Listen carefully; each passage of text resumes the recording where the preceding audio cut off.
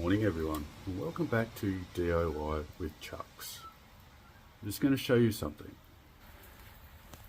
For the last couple of weeks I've been running off my batteries. Okay, so the battery, and here is my generator that generates my power. So it's set on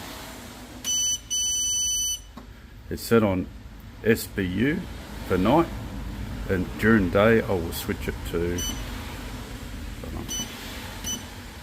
it'll be switched to not solar but utilities to charge it. So now I'll just go outside. It's raining, and then we're not getting much power, so here's my generator input, here's my solar input.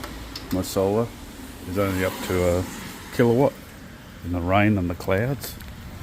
Yes, Joe, only getting a kilowatt in this terrible weather. So we just switch over the generator to mains grid supply, and we switch that off.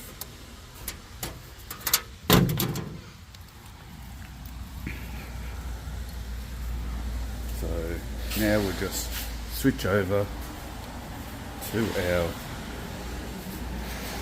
recharger, as I call it.